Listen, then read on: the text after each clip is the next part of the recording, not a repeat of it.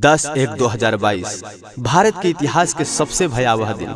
जोना दिन झारखंड के जिला पलामू थाना नावा बाजार में तैनात झारखंड के ही जिला साहेबगंज गांव कबूतर खोपी के जामबाज दरोगा लालजी यादव की हत्या हो गई। और ये हत्या के वजह सिर्फ अवैध वसूली रहे। कुछ दिन पहले लालजी यादव के बड़ पदाधिकारी से अवैध वसूली के विषय में कुछ वाद विवाद भइल रहे। 4 दिन बाद लालजी यादव के लाश एगो घर में लटकत मिलता और थाना नावा बाजार से फोन आवता गांव कबूतर खोपी कि राउर बेटा राउर भाई खुदकुशी कली हले। भैया ये खुदकुशी ना, इनका के मारल गईल बा, ई सच्चाई बा। लालजी यादव कभी खुदकुशी नहीं कर सकता है। सच कहा यह गीत के माध्यम से रोज सुबह सुनी और लालजी यादव भाई के इंसाफ दिलाई सबे। जय हिंद।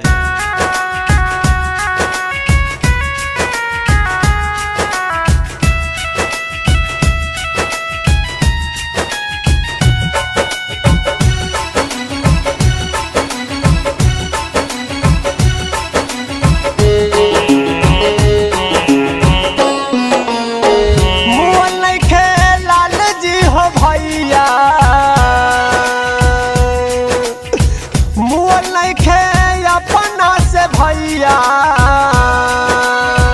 जान बुझ के मारल गईल बा, जुल्म के खिलाफ करे वाला के, घूस के खिलाफ करे वाला के फांसी पे चढ़ावल गईल बा।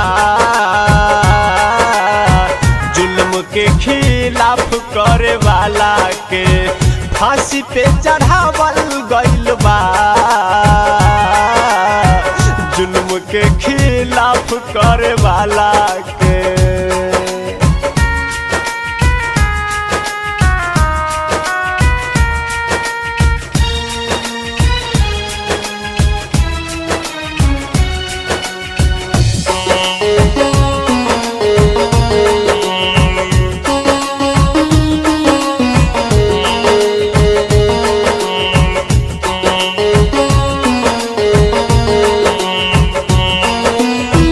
भइल रहे एसपी से झगड़ा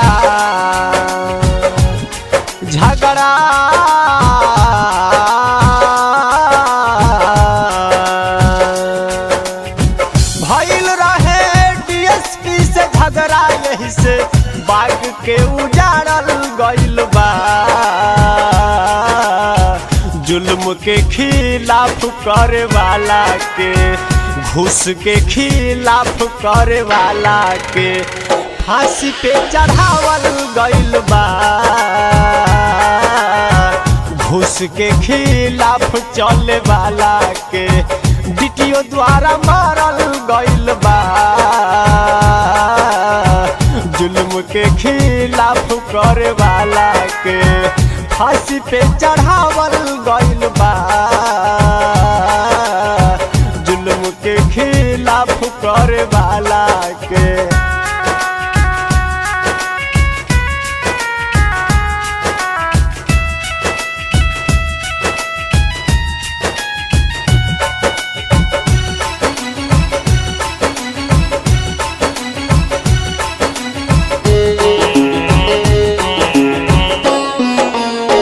खतरा लाल कहे साच बतिया बतिया,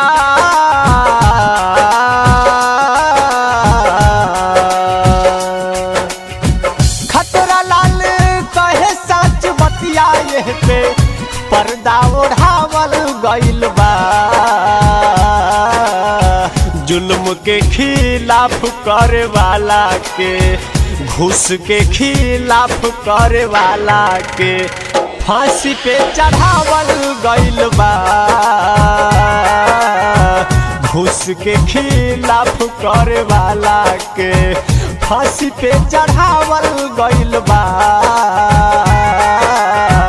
जुल्म के खिलाफ करे वाला के जान बुझ के मारल गईल बा।